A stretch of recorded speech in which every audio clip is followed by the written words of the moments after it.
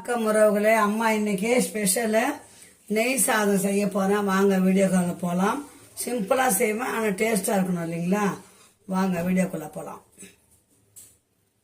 எங்க ஊர்ல பாருங்க, இதுல இது என்னன்னு தெரியல, வெள்ளை உப்பு மாதிரி இருக்குது. அஜினமோட்டாவான்னு தெரியல. பட்டை, கசகசா, சோம்பு, கிராம்பு, இந்த பட்டை பிரிஞ்சியால அது வருங்க. பட்டை எல்லாம் சேர்த்து 10 ரூபா விற்கிது. உங்க ஊர்ல எப்படி இருக்குதுன்னு சொல்லுங்க. இதை வச்சுதான் சிம்பிளா செய்ய போறேன் அம்மா. இப்போ அடுப்பு பற்ற வச்சாச்சு. ஒரே ஒரு கிளாஸ் அரிசி மட்டும் இந்த பாருங்க அம்மா ஊற வச்சுக்கிறேன். சாப்பாட்டு அரிசி தான். இது பிரியாணி அரிசிலையும் செய்யலாம், சீரக சம்பா அரிசிலையும் செய்யலாம்.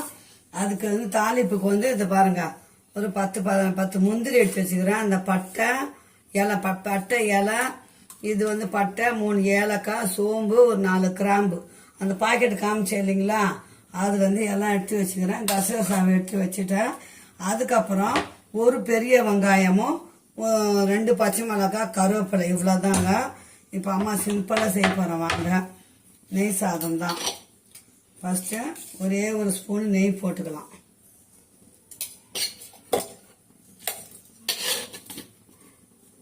கொஞ்சம் எண்ணெய் கூட ஊற்றிக்கலாம்.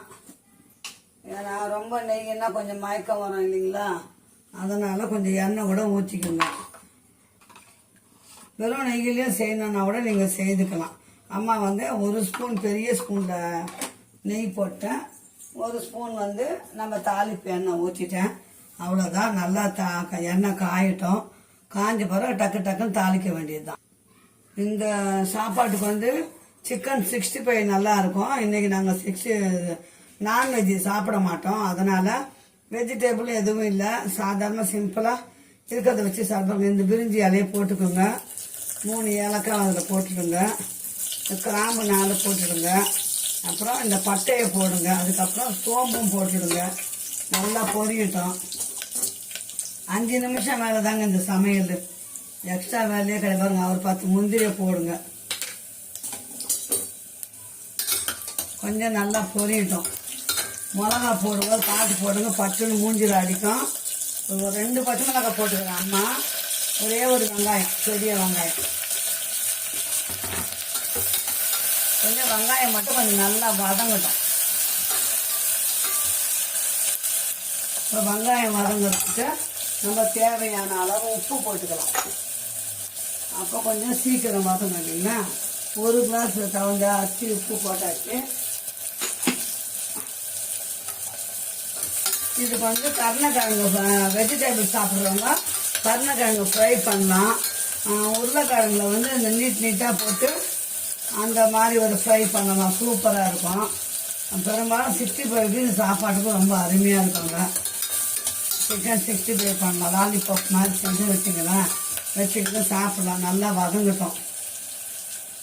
கொத்தமல்லி கொஞ்சம் கருவேப்பிலை போட்டுக்கலாம். அது வதங்கும் போதே கூட கொஞ்சம் வாசனை இறங்கும். அதனால அதிலே போட்டுட்டேன். பாருங்க எப்படி வதங்குது பாருங்க. நல்லா வதங்குதுங்களா. அவ்வளோதான். ஒரு கிளாஸுக்கு பச்சை அரிசியாக இருந்தால் 1.5 கிளாஸ் தண்ணி வைங்க. இது புழுங்கல் அரிசி தான். அரிசியை போட்டுக்கலாம். அது பாருங்க, அரிசி அம்மா போட போகிறேன். வதங்கினா அந்த பட்டைக்கு அதுக்கு என்ன வாசனை பாருங்க. புதினா போட்டால் பிரிஞ்சி மாதிரி ஆகிடும். அதனால புதினா போடலை. தக்காளி வெங்காயம் போட்டாலும் வெஜிடபிள் பிரியாணி மாதிரி ஆகிடும். அது வெறும் கீ ரைஸ் இல்லைங்களா, அதனால இப்படியே வதக்கிடுவோம். அவ்வளோதான். ஒரு 2 நிமிஷம் வதங்கட்டும். வதங்கின அப்புறம் அந்த தண்ணி மட்டும் அளவாக ஊற்றிட்டு நம்ம விசில் போட்டோம்னா வேலை முடிஞ்சுது. கீ ரைஸ் இது பேர். செம்ம டேஸ்டா இருக்கும். அம்மா அப்பா ஆசைப்பட்டு கேட்டாரு பாருங்க. ஒரே ஒரு சொம்பு தண்ணி ஊற்றிக்கிறேன். 1 கிளாஸ் அரிசி இல்லைங்களா, அவ்வளோதான்.